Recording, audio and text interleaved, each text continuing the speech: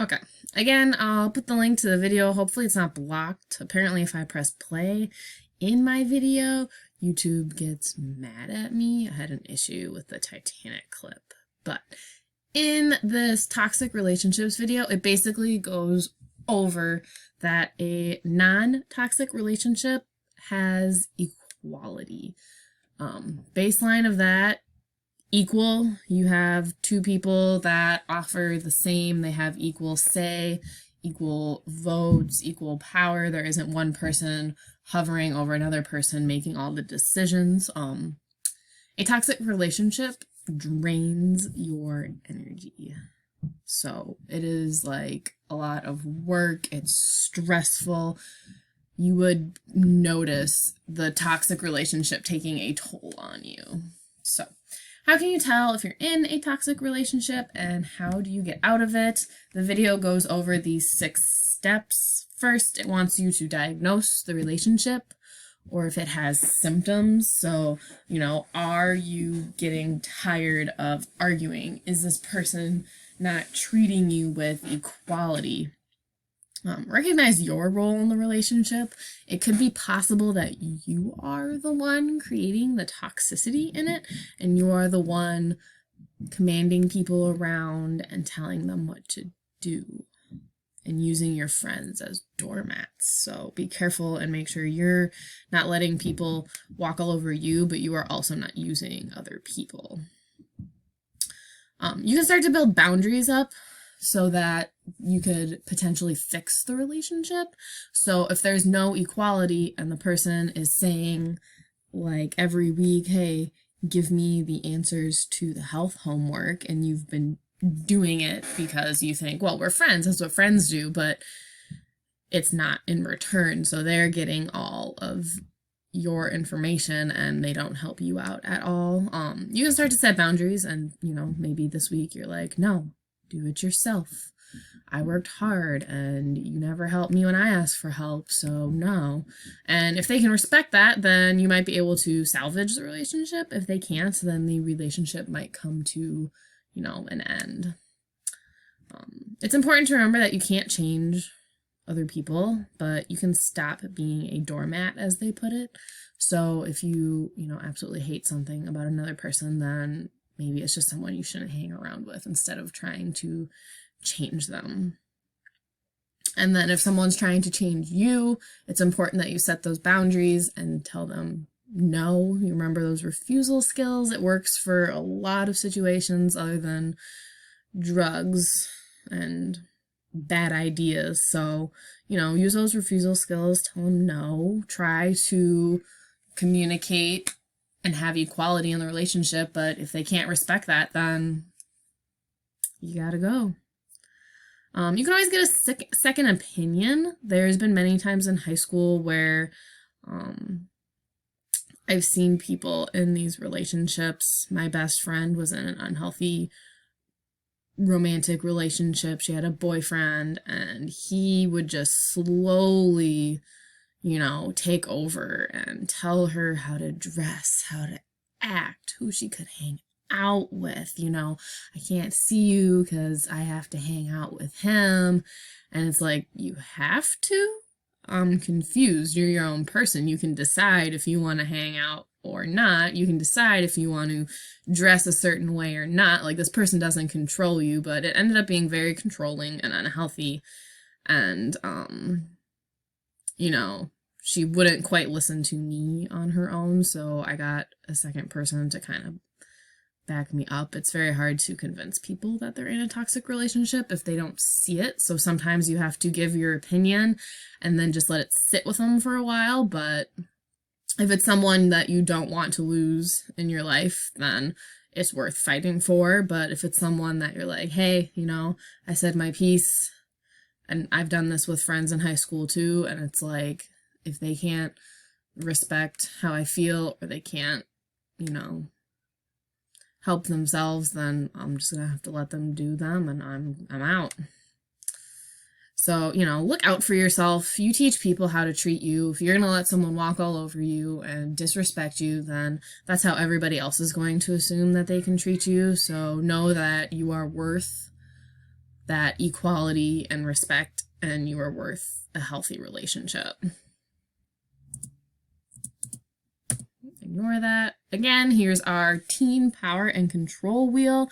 Most of these are self-explanatory. They're using social status. They use the example of defining like men and women roles. So if I'm a man in the relationship and you're the woman, then you have to do like the cooking and cleaning and you have to care for the children, and like I'm the breadwinner, so I'm in charge kind of thing.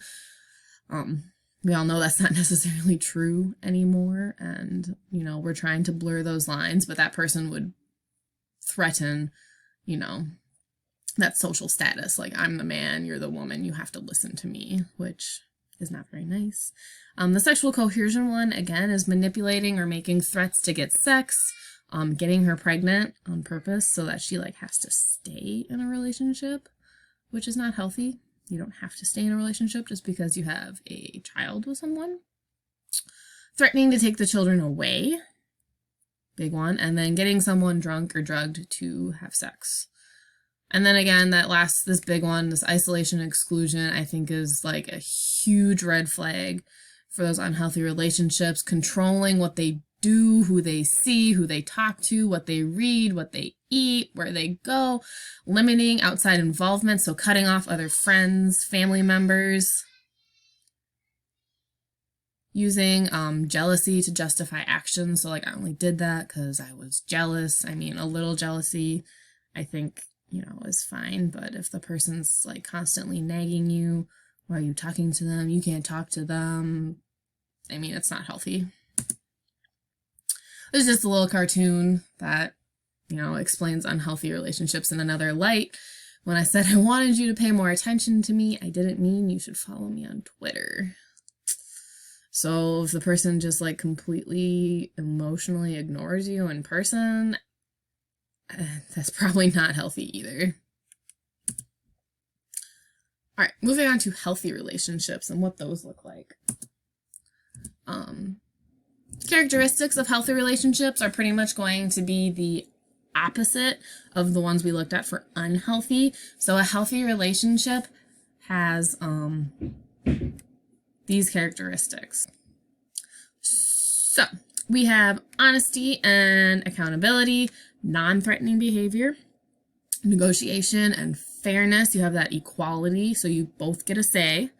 Open communication, shared responsibility, of course, respect, trust and support instead of like jealousy, and then independence and autonomy. Again, that's one that people see and they're like, autonomy, what is that? We'll talk about it when we get to the wheel, but you both have an equal say. You're an independent person. When that person leaves, your world doesn't end. You still know who you are.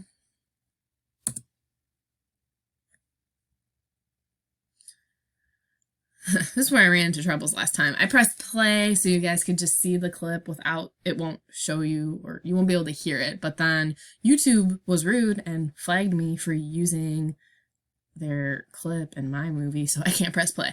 But if you've seen the Titanic, we have Jack and Rose here, and they're my example of a healthy relationship. If you haven't seen the Titanic, I highly recommend it. It is a classic. I don't know how you haven't seen it, but it's good. So in the relationship, we have Rose. She is the female you see there. And we have Jack Dawson. And Rose has social status over Jack. So she's, you know, rich and has high class dinner parties. And she comes from a rich family, where Jack kind of got on the boat last second with like a lucky poker hand. He won the tickets, and he literally, everything he owns is on him. He has nothing. He's a nomad. He doesn't really have a home. He travels place to place, but she never holds her social status over him. She never says, I'm better than you because I come from money. They fall in love. They have a healthy relationship. They trust each other. In this scene, Jack has her literally on the edge of the boat. And he literally asks her, like, do you trust me? And she's like, yeah, I do. They don't put blame on each other. They get in a lot of trouble in this movie, running around, and they're kind of seeing each other when they shouldn't, but they never put blame. you know, they don't force each other to do sexual acts. They decide to do it because they're in love and all this other stuff. So if you've seen it, you understand what I'm talking about, but they have a healthy relationship. They have, you know, honesty and accountability. They have non-threatening behaviors, negotiation, fairness. They communicate openly and truthfully. You know, they share responsibility. She doesn't say it's his fault because, you know, he's the poor kid and he's naughty and he made me act out. You know, Rose is like, yeah, I did this. I don't care. The hard one, the independence and autonomy. Again, it's recognizing that you have individual identities. You are two different people. And yes, you have a relationship and you like to be together, but your life isn't all about that one relationship. You're allowed to have other relationships. You're allowed to be alone and separate.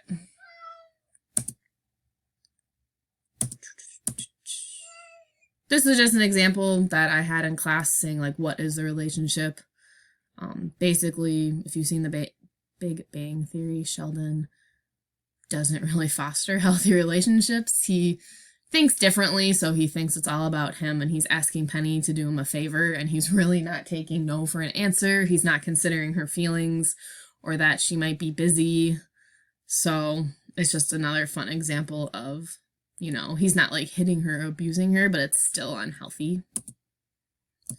And the last thing that you're going to fill in on your sheet is just, you know, how would you or how could you help someone in an unhealthy relationship? Maybe, you know, what would you say to them? I'm guessing you either know someone in an unhealthy relationship or you self-diagnosed an unhealthy relationship that you're in now. So how can you fix that?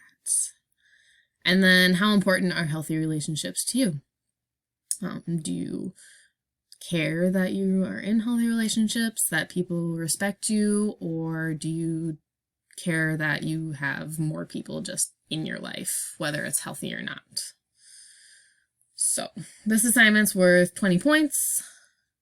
It is due Friday by midnight, and then I'll have additional attendance questions on the Google Classroom just for you to answer and check in throughout the week. Probably just twice, once for each day that you would have been in class, and then Friday your check-in will be that you turned in your homework. Ask if you have questions.